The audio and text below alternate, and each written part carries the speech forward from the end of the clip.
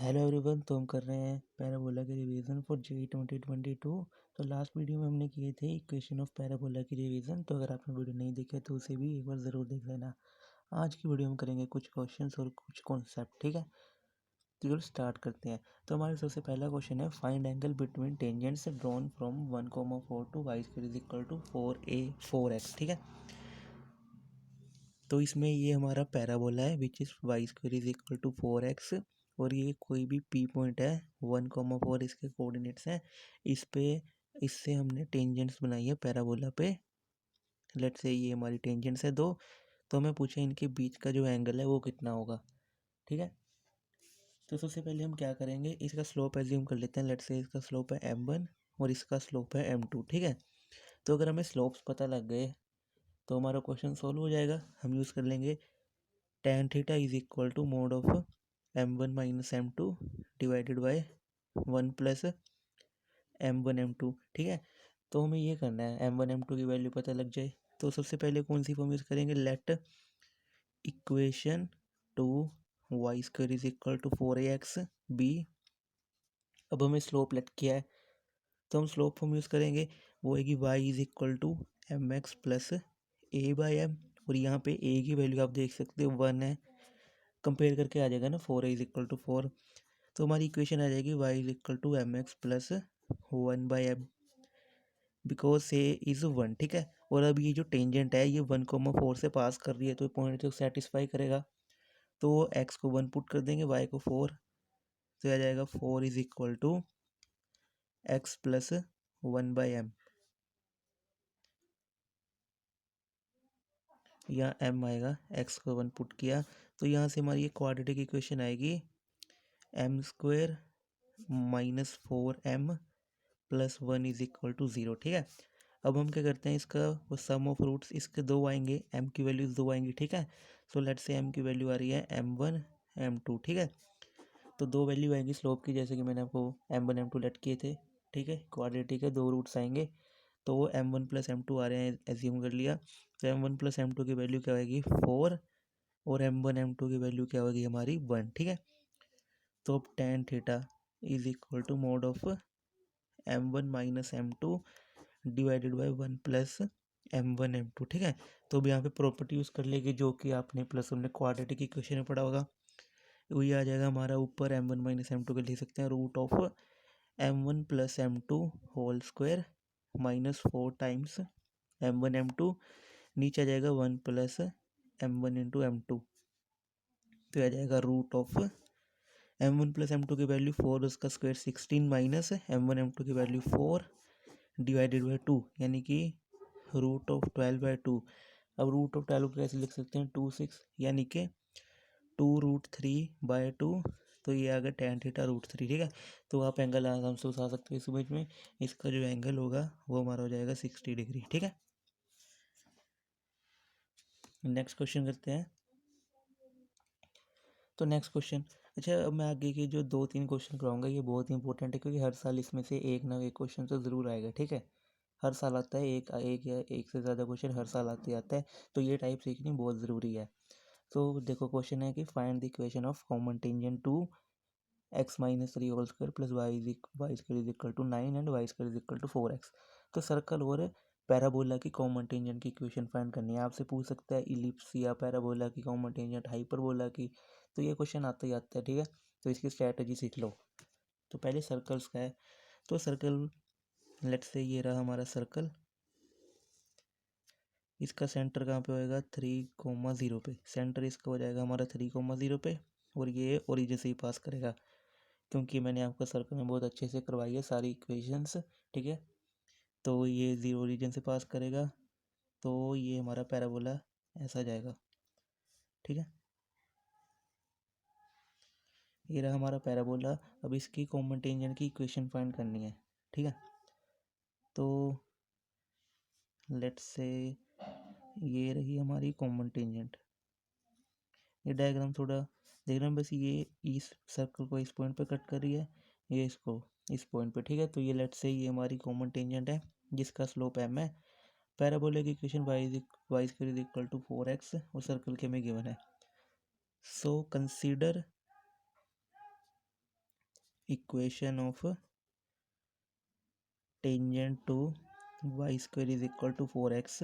अब स्लोप वाली ये हमेशा क्योंकि हमें स्लोप लेट किया है, ठीक है, तो उसकी y square is equal to 4x है, तो हमारी इक्वेशन आ जाएगी y is equal to m x plus, यहाँ पे a की वैल्यू क्या है 1, तो ये जाएगी y is equal to m x plus 1/m। अब ये जो लाइन की टेंजेंट की इक्वेशन आई, ये सर्कल के पर टेंजेंट है, तो सर्कल के टेंजेंट की क्या कंडीशन बताई थी मैंने आपको सर्कल में, कि ये जो परपेंडिकुलर डिस्टेंस है p, ये रेडियस के इक्वल होएगा, ठीक है, तो वो यूज़ कर लेंगे। तो रेडियस आए दे जैसे यहाँ से रेडियस आप देख सकते हो इसका 3 है, ठीक है, रेडियस इसका है 3, तो रेडियस के 3 परपेंडिकुलर डिस्टेंस निकाल लेंगे, तो वो हमारा आ जाएगा यह mod of 3m plus 1/m divided by root of m square plus 1, ठीक है। अब इसको क्रॉस मल्टीप्लाई करके m की वैल्यूज आ जाएगी हमारी, तो ये हमारे पास आ जाएगा 3 times 3m root of m square plus 1 is equal to 3m square plus 1, ठीक है।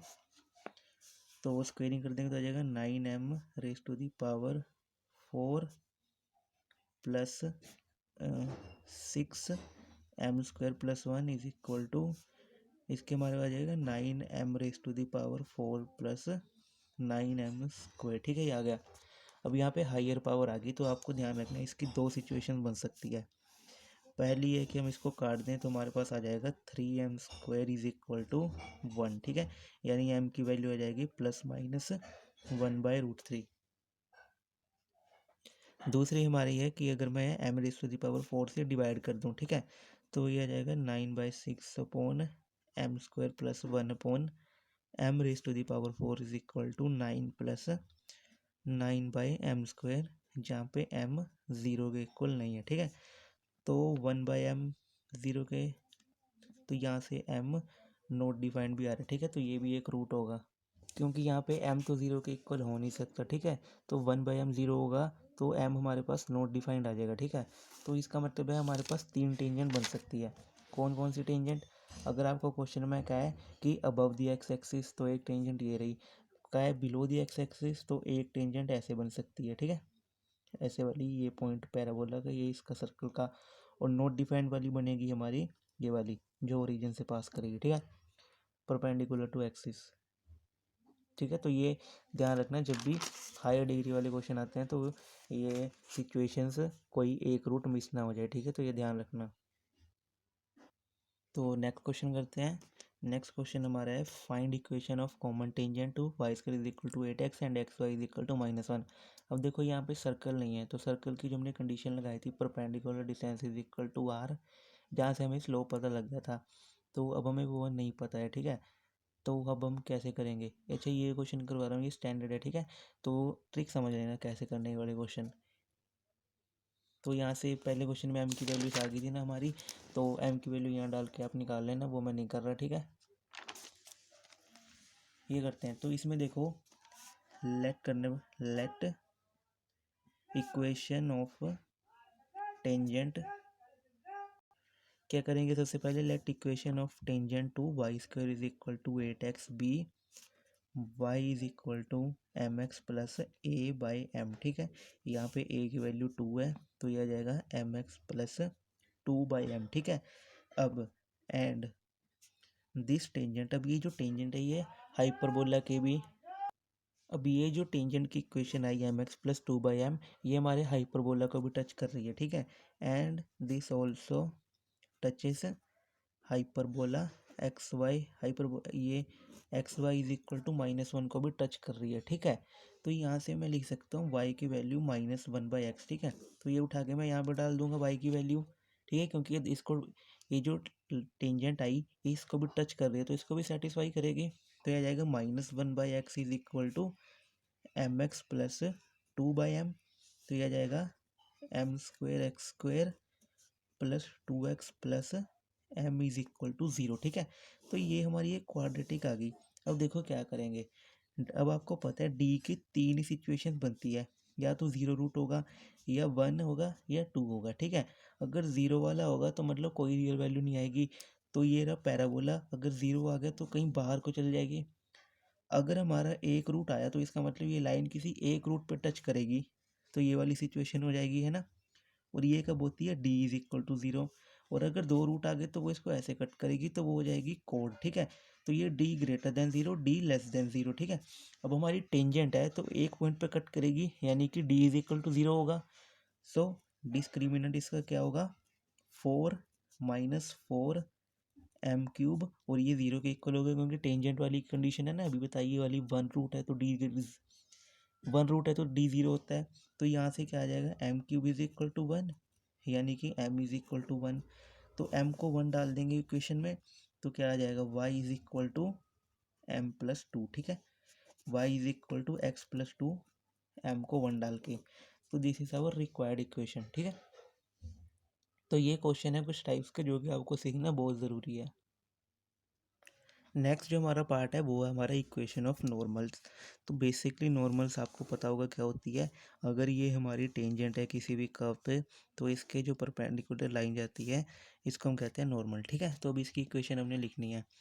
तो सबसे पहली इक्वेशन है इसकी, y is equal to -tx plus 280 plus 80³ at point t, ठीक है। अब ये t का मतलब क्या है, ये मैंने बहुत बार बता दिया, 80² 280, ठीक है, पैरामेट्रिक कोऑर्डिनेट्स। दूसरी हमारी इक्वेशन है y is equal to mx - 2am - am³ और ये है एट पॉइंट am² -2am, यानी कि ये वाला पॉइंट, ठीक है, फुट ऑफ नॉर्मल। इस पॉइंट को हम ये भी कह सकते हैं कि ये पॉइंट ऑफ कॉन्टैक्ट है टेंजेंट का, या फिर इसको बोल सकते हो ये फुट ऑफ नॉर्मल है, ठीक है। तो अगर आप स्लोप की फॉर्म में लिख रहे हो, अगर आपको स्लोप पता है तो ये इसका फुट ऑफ परपेंडिकुलर के कोऑर्डिनेट्स ये वाले होंगे, ठीक है। नॉर्मल की इक्वेशन लिख रहे हो अगर स्लोप पता है, और अगर टी के कोऑर्डिनेट्स में लिख रहे हो तो ये इक्वेशन ये यूज़ करना, ठीक है। इसके बाद हमारा कुछ इंपॉर्टेंट रिजल्ट है। सबसे पहला है, इफ़ नॉर्मल एट t1, यानी कि a t1² 2a t1 meets parabola eight t2, ठीक है। ये t1 t2 अब आपको क्लियर हो गया होगा, ठीक है। तो जो t2 है उसको हम लिख सकते हैं -t1 को -t1 -2/t1, ठीक है। तो ये लर्न कर लो, जैसे फोकल कोड आपको बताया था उसकी प्रॉपर्टी, ऐसे ये नॉर्मल कोड की प्रॉपर्टी है, ठीक है। अगर t1 t2, अगर t1 से पास होने वाली नॉर्मल t2 पे कहीं मिल रही है तो t2 को हम लिख सकते हैं -t1 -2/t1, ठीक है। अगला पॉइंट है हमारा, देयर कैन बी, ये एडवांस का पार्ट है, ठीक है। ये बेसिकली आपका एडवांस में पूछा जाएगा, जी एडवांस IIT के क्वेश्चंस में आती है, ठीक है। There can be 3 normals, at most 3 normals होएगी from any point to the parabola. जैसे मान लो ये हमारा पैराबोला है, ये पी पॉइंट है अल्फा कोमा बीटा, ये इसकी एक्सिस होगी, कोई भी ये एक्सिस होगी, तो मैक्सिमम इससे हम 3 नॉर्मल बना सकते हैं, ठीक है। ये पॉइंट B C D। अब ऐसा क्यों 3 नॉर्मल क्यों बना सकते हैं, लेट से इसका स्लोप है m1, इसका m2, इसका m3, ठीक है। सो सबसे पहले क्या करते हैं, लेट कर लेते हैं इक्वेशन पैराबोला की, जो नॉर्मल की इक्वेशन पैराबोला की नहीं, नॉर्मल की इक्वेशन पैराबोला पे। तो y is equal to mx -2am - am³, ठीक है। तो ये हमने इक्वेशन लेट कर ली नॉर्मल की। अब ये पास कर रही है अल्फा कोमा बीटा से, ठीक है। तो हमारे पास यहाँ से आ जाएगा beta is equal to m α -2am - am³, ठीक है। तो यहाँ से इक्वेशन बन जाएगी हमारी am³ plus 2a minus alpha times m plus beta is equal to 0। अब ये क्यूबिक इक्वेशन है, यानी कि इसके 3 वैल्यूज आएंगी, ठीक है। तो देख सकते हो 3 वैल्यूज आएगी m की, m1 m2 m3, तो 3 ही रूट्स हैं, तो इसलिए 3 स्लोप ही बनेंगे, और इसलिए किसी एक पॉइंट से मैक्सिमम 3 हम नॉर्मल बना सकते हैं पैराबोला पे, ठीक है। और कुछ इंपॉर्टेंट रिजल्ट भी है इसके, जैसे M1 plus M2 plus M3 अगर मैं देखूँ तो वो ज़ीरो होएगा हमेशा, ठीक है। M1 M2 M3 अगर मैं देखूँ तो वो होगा हमारा माइनस बीटा बाय ए, ठीक है। ऐसे ही तीसरा रिजल्ट भी आ जाएगा। तो ये था नॉर्मल के बारे में, ठीक है। तो ये चैप्टर ख़त्म होता है। नेक्स्ट वीडियो में आपको इसके क्वेश्चंस कराऊंगा, तो वीडियो मत मिस मत करना, नॉर्मल्स के रिलेटेड और टेंजेंट्स के। तो मिलते हैं नेक्स्ट वीडियो में। Thank you. अगर वीडियो अच्छी लगे तो लाइक करना और चैनल को सब्सक्राइब करना मत भूलना।